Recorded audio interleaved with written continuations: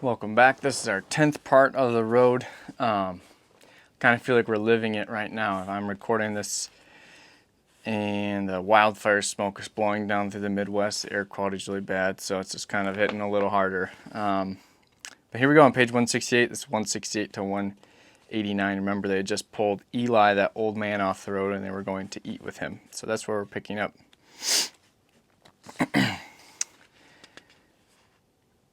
They bivouacked in the woods much nearer to the road than he would have liked. He had to drag the cart while the boys steered from behind, and they built a fire for the old man to warm himself, though he didn't much like that either. They ate, and the old man sat wrapped in his solitary quilt and gripped his spoon like a child. They only had 2 cups, and he drank his coffee from the bowl he'd eaten from, his thumbs hooked over the rim, sitting like a starved and threadbare Buddha, staring into the coals. "You can't go with us, you know," the man said. He nodded. "How long have you been on the road?" "I always live on the road. You can't stay in one place." "How do you live?" "I just keep going. I knew this was coming." "You knew it was coming?" "Yeah, this or something like it. I always believed in it." "Did you try to get ready for it?" "No. What would you do?" "I don't know." "People were always getting ready for tomorrow. I didn't believe in that. Tomorrow wasn't getting ready for them. They didn't even know they were there." "I guess not." "Even if you knew what to do, you wouldn't know what to do. You wouldn't know if you wanted to do it or not. Suppose you were the last one left. Suppose you did that to yourself." "Do you wish you would die?" "No, but I wish I had died. I might wish I had died. When you're alive, you've always got that ahead of you." "Or you might wish you'd never been born." "Well, beggars can't be choosers." "You think that'd be asking too much?" "What's done is done. Anyway, it's foolish to ask for luxuries in times like these." "I guess so." "Nobody wants to be here, and nobody wants to leave." He lifted his head and looked across the fire at the boy. Then he looked at the man. The man could see his small eyes watching him in the firelight. God knows what those eyes saw. He got up to pile more wood on the fire, and he raked the coals back from the dead leaves. The red sparks rose in his shutter and died in the blackness overhead. The old man drank the last of his coffee and set the bowl before him and leaned toward the heat with his hands out. The man watched him. "How would you know if you're the last man on earth?" he said. "I don't guess you would know it. You'd just be it." "Nobody would know it." "It wouldn't make any difference. When you die, it's the same as if everybody else did too." "I guess God would know. Is that it?" "There is no God." "No?" "There's no God, and we are his prophets." I don't understand how you're still alive. How do you eat?" "I don't know." "You don't know?" "People give you things." "People give you things?" "Yes." "To eat?" "To eat, yes." "No, they don't." "You did." "No, I didn't. The boy did." "There's other people on the road. You're not the only ones." "Are you the only one?" The old man peered warily. "What do you mean?" he said. "Are there people with you?" "What people?" "Any people." "There's not any people. What are you talking about?" "I'm talking about you. About what line of work you might be in." The old man didn't answer. "I suppose you want to go with us." "Go with you?" "Yes." "You won't take me with you." "You don't want to go." "I wouldn't have even come this far, but I was hungry." "The people that gave you food, where are they?" "There's not any people. I just made that up." "What else did you make up?" "I'm just on the road the same as you. No different." "Is your name really Eli?" "No." "You don't want to say your name?" "I don't want to say it." "Why?" "I couldn't trust you with it, to do something with it. I don't want anybody talking about me, to say where I was, or what I said, or when I was there. I mean, you could talk about me, maybe, but nobody could say that it was me. I could be anybody. I think in times like these, the less said, the better. If something had happened and we were survivors and we met on the road, then we'd have something to talk about. But we're not, so we don't." "Maybe not." "You just don't want to say in front of the boy. You're not a shill for a pack of road agents." "I'm not anything. I'll leave if you want me to. I can find the road." "You don't have to leave." "I've not seen a fire in a long time, that's all. I live like an animal. You don't want to know the things I've eaten. When I saw that boy, I thought that I had died." "You thought he was an angel?" "I don't know what he was. I never thought to see a child again. I didn't know that would happen. What if I said that he's a god? The old man shook his head. I'm past all that now. Have been for years. Where men can't live, gods fare no better. You'll see. It's better to be alone. So I hope that's not true what you said, because to be on the road with the last god would be a terrible thing, so I hope that's not true. Things will be better when everybody's gone. They will? Sure they will. Better for who? Everybody. Everybody. Sure, we'll all be better off. We'll all breathe easier. That's good to know. Yes, it is. When we're all gone at last, then there will be nobody here but death, and his days will be numbered too. He'll be out in the road there with nothing to do and nobody to do it to. He'll say, where did everybody go? And that's how it will be. What's wrong with that? In the morning, they stood in the road, and he and the boy argued about what to give the old man. In the end, he didn't get much. Some cans of vegetables and a fruit. Finally, the boy just went over to the edge of the road and sat in the ashes. The old man fitted the tins into his knapsack and fastened the straps. You should thank him, you know, the man said. I wouldn't have given you anything. Maybe I should, and maybe I shouldn't. Why wouldn't you? I wouldn't have given him mine. You don't care if it hurts his feelings? Will it hurt his feelings? No, that's not why he did it. Why did he do it? He looked over at the boy and he looked at the old man. He wouldn't understand, he said. I'm not sure I do. Maybe he believes in God. I don't know what he believes in. He'll get over it. No, he won't. The old man didn't answer. He looked around at the day. You won't wish us luck either, will you? The man said. I don't know what that would mean. What luck would look like. Who would know such a thing? Then all went on. When he looked back, the old man had set out with his cane, tapping his way, dwindling slowly on the road behind them like some storybook peddler from an antique time, dark and bent and spider-thin and soon to vanish forever. The boy never looked back at all. In the early morning, they spread their tarp on the road and sat and ate a cold lunch. The man watched him. You talking? He said. Yeah, but you're not happy. I'm okay. When we're out of food, you'll have more time to think about it. The boy didn't answer. They ate. He looked back up the road, and after a while he said, I know, but I won't remember it the way you do. Probably not. I didn't say you were wrong, even if you thought it. It's okay. Yeah, the man said. Well, there's not a lot of good news on the road in times like these. You shouldn't make fun of him. Okay. He's going to die. I know. Can we go now? Yeah, the man said. We can go. In the night, he woke in the cold dark coughing, and he coughed till his chest was raw. He leaned to the fire and blew on the coals, and he put on more wood and rose and walked away from the camp as far as the light would carry him. He knelt in the dry leaves and ash with a blanket wrapped about his shoulders, and after a while the coughing began to subside. He thought about the old man out there somewhere. He looked back at the camp through the black palings of the trees. He hoped the boy had gone back to sleep. He knelt there, wheezing softly, his hands on his knees. I'm going to die, he said. Tell me how I'm to do that. The day following, they trekked on till almost dark. He could find no safe place to make a fire. When he lifted the tank from the cart, he thought that it felt light. He sat and turned the valve, but the valve was already on. He turned the little knob on the burner. Nothing. He leaned and listened. He tried both valves again in their combinations. The tank was empty. He squatted there with his hands folded into a fist against his forehead, his eyes closed. After a while, he raised his head and just sat there, staring out at the cold and darkening woods. They ate a cold supper of cornbread and beans and franks from a tin. The boy asked him how the tank had gone empty so soon, but he just said that it had. He said that it just had. You said it would last for weeks. I know, but it's only been a few days. I was wrong. They ate in silence. After a while, the boy said, I forgot to turn off the valve, didn't I? It's not your fault. I should have checked. The boy set his plate down on the tarp. He looked away. It's not your fault. You have to turn off both valves. The threads were supposed to be sealed with Teflon tape or it would leak, and I didn't do it. It's my fault. I didn't tell you. There wasn't any tape, though, was there? It's not your fault. They plodded on, thin and filthy as street addicts, cowled in their blankets against the cold and their breaths smoking, shuffling through the black and silky drifts. They were crossing the broad coastal plain where the secular winds drove them in howling clouds of ash to find shelter where they could. Houses or barns or under the bank of a roadside ditch with the blankets pulled over their heads and the noon sky black as the cellars of hell. He held the boy against him, cold to the bone. Don't lose heart, he said. We'll be all right. The land was gullied and eroded and barren. The bones of dead creatures sprawled in the washes, middens of anonymous trash. Farmhouses in the fields scoured of their paint, and clapboards spooned and sprung from the wall studs, all of it shadowless and without feature. The road descended through a jungle of dead kudzu, a marsh where the dead reeds lay over the water.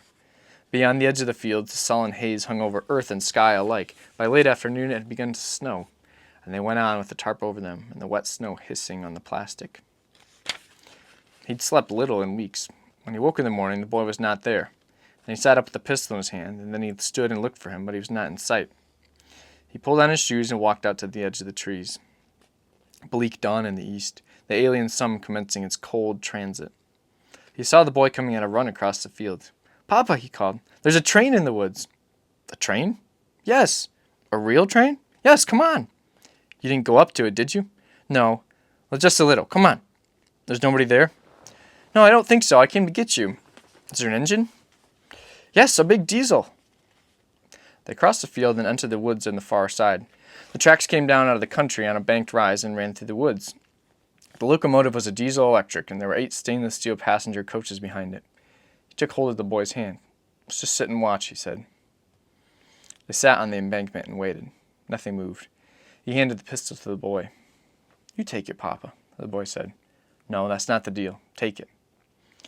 He took the pistol and sat with it in his lap, and the man went down the right-of-way and stood looking at the train. He crossed the tracks to the other side and walked down the length of the cars. When he came out from behind the last coach, he waved for the boy to come, and the boy rose and put the pistol in his belt. Everything was covered in ash. The aisles littered. Suitcases stood open in seats where they'd been lifted down from overhead racks and rifled long ago. In the club car, he found a stack of paper plates, and he blew the dust from them and put them inside his parka, and that was all. "How did it get here, Papa?" "I don't know. I guess someone was taking it south. A group of people. Which is probably where they ran out of fuel." "Has it been here for a long time?" "Yes, I think so. A pretty long time." They went through the last of the cars and then walked up the track to the locomotive and climbed up the catwalk, rust and scaling paint. They pushed into the cab, and he blew away ashes from the engineer's seat and put the boy at the controls. The controls were very simple. Little to do but push the throttle lever forward. He made train noises and diesel horn noises, but he wasn't sure what these might mean to the boy. After a while, they just looked out through the silted glass to where the track curved away in the waste of weeds. If they saw different worlds, what they knew was the same, that the train would sit there slowly decomposing for all eternity, and that no train would ever run again. "Can we go, Papa?" "Yeah, of course we can." They began to come upon from time to time small cairns of rock by the roadside. There were signs in gypsy language, lost patterns. The first he'd seen in some while, common in the north, leading out of the looted and exhausted cities, hopeless messages to loved ones lost and dead. By then all stores of food had given out, and murder was everywhere upon the land. The world soon to be largely populated by men who would eat your children in front of your eyes, and the cities themselves held by corps of blackened looters who tunneled among ruins and crawled from the rubble, white of tooth and eye, carrying charred and anonymous tins of food and nylon nets like shoppers in the commissaries of hell. The soft black talc blew through streets like squid ink uncoiling along a sea floor, and the cold crept down and the dark came early, and the scavengers passing down the steep canyons with their torches trod silky holes in drifted ash that closed behind them silently as eyes, and out on the roads the pilgrims sank down and fell over and died, and the bleak and shrouded earth went trundling past the sun and returned again as trackless and as unremarked as the path of any nameless sister world in the ancient dark beyond. Long before they reached the coast, their stores were all but gone. The country was stripped and plundered years ago, and they found nothing in the houses and buildings by the roadside. He found a telephone directory and a filling station, and he wrote the name of the town on their map with a pencil. They sat on the curb in front of the building and ate crackers and looked for the town, but they couldn't find it. He sorted through the sections and looked again. Finally, he showed the boy. They were some 50 miles west of where he thought. He drew stick figures on the map. "This is us," he said. The boy traced the route to the sea with his finger. "How long will it take us to get there?" he said. 2 weeks, 3. "Is it blue?" "The sea? I don't know. It used to be." The boy nodded. He sat looking at the map. The man watched him. He thought he knew what that was about. He'd pored over maps as a child, keeping one finger on the town where he lived, just as he would look up his family in the phone directory. Themselves, among others, everything in its place, justified in the world. "Come on," he said. "We should go." In the late afternoon it began to rain. They left the road and took a dirt drive through a field and spent the night in a shed. The shed had a concrete floor, and at the far end stood some empty steel drums. He blocked the doors with the drums and built a fire in the floor, and he made beds out of some flattened cardboard boxes. The rain drummed all night on a steel roof overhead. When he woke, the fire had burned down, and it was very cold. The boy was sitting wrapped up in his blanket. "What is it?" "Nothing. I had a bad dream." "What did you dream about?" "Nothing." "You okay?" "No." He put his arms around him and held him. "That's okay," he said. "I was crying, but you didn't wake up." "I'm sorry. I'm just so tired." "I meant in the dream." In the morning when he woke, the rain had stopped. He listened to the slack drip of water. He shifted his hips on the hard concrete and looked out through the boards at the gray country. The boy was still sleeping. Water dripped in puddles on the floor. Small bubbles appeared and skated and vanished again. In a town in the Piedmont, they slept in a place like this and listened to the rain. There was an old-fashioned drugstore there with a black marble counter and chrome stools with tattered plastic seats patched with electrical tape. The pharmacy was looted, but the store itself was oddly intact. Expensive electronic equipment sat unmolested on the shelves. He sat there looking the place over, sundry notions. "What are these?" He took the boy's hand and let him out, but the boy had already seen it. A human head beneath a cake bell at the end of the counter, desiccated, wearing a ball cap, dried eyes turned sadly inward. Did he dream this? He did not. He rose and knelt and blew at the coals and dragged up the burned board ends and got the fire going. "There are other good guys. You said so." "Yes." "So where are they?" "They're hiding." "Who are they hiding from?" "From each other." "There are lots of them?" "We don't know." "But some?" "Some, yes." "Is that true?" "Yes, that's true." "But it might not be true." "I think it's true." "Okay." "You don't believe me." "I believe you." "Okay." "I always believe you." I don't think so." "Yes, I do. I have to." They hiked back down to the highway through the mud, smell of earth and wet ash in the rain, dark water in the roadside ditch, sucking out of an iron culvert into a pool. In a yard, a plastic deer. Late the day following, they entered a small town where three men stepped from behind a truck and stood in the road before them. Emaciated, clothed in rags, holding lengths of pipe. "What have you got in the basket?" He leveled the pistol at them. They stood. The boy clung to his coat, and no one spoke. He set the cart forward again, and they moved to the side of the road. He had the boy take the cart, and he walked backwards, keeping the pistol on them. He tried to look like any common migratory killer, but his heart was hammering, and he knew he was going to start coughing. They drifted back into the road and stood watching. He put the pistol in his belt and turned and took the cart. At the top of their eyes, when he looked back, they were still standing there. He told the boy to push the cart, and he walked out through a yard to where he could see back down the road, but now they were gone. The boy was very scared. He laid the gun on top of the tarp and took the cart, and they went on.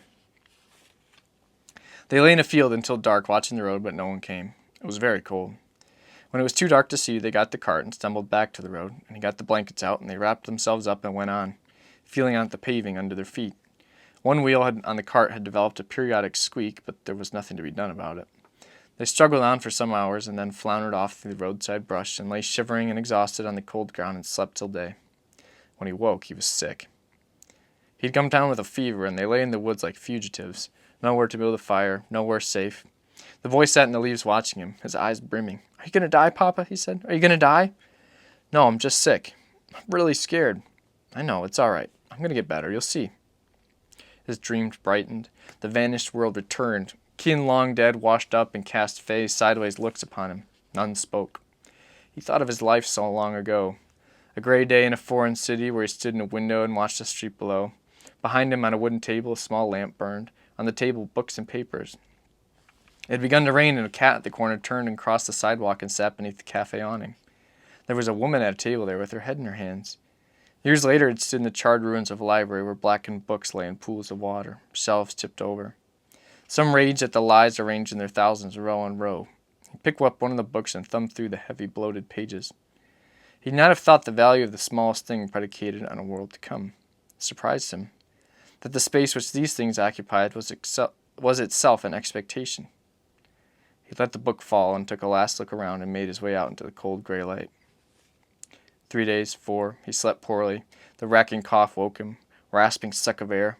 "I'm sorry," he said to the pitiless dark. "It's okay," said the boy. He got the little oil lamp lit and left it sitting on a rock, and he rose and shuffled out through the leaves wrapped in his blankets. The boy whispered for him not to go. "Just a little ways," he said. "Not far. I'll hear if you call." If the lamp should blow out, he could not find his way back. He sat in the leaves at the top of the hill and looked into the blackness. Nothing to see, no wind. In the past, when he walked out like that and sat looking over the country lying in just the faintest visible shape where the lost moon tracked the caustic waste, he'd sometimes see a light, dim and shapeless in the murk, across a river or deep in the blackened quadrants of a burned city. In the morning, sometimes he'd return with binoculars and glass the countryside for any sign of smoke, but he never saw any. Standing at the edge of a winter field among rough men, the boy's age, a little older, watching while they opened up the rocky hillside ground with a pick and mattock and brought to light a great bolus of serpents, perhaps 100 in number, collected there for a common warmth, the dull tubes of them beginning to move sluggishly in the cold, hard light, like the bowels of some great beast exposed to the day. The men poured gasoline on them and burned them alive, having no remedy for evil, but only for the image of it as they conceived it to be. The burning snakes twisted horribly. Some crawled burning across the floor of the grotto to illuminate its darker recesses. As they were mute, there were no screams of pain, and the men watched them burn and writhe and blacken in just such silence themselves. And they disbanded in silence in the winter dusk, each with his own thoughts to go home to their suppers. One night, the boy woke from a dream and would not tell him what it was. "You don't have to tell me," the man said. "It's all right." "I'm scared." "It's all right." "No, it's not. It's just a dream." "I'm really scared." "I know." The boy turned away. The man held him. "Listen to me," he said. "What?" "When your dreams are of some world that never was or some world that never will be, and you're happy again, then you'll have given up. Do you understand? And you can't give up. I won't let you."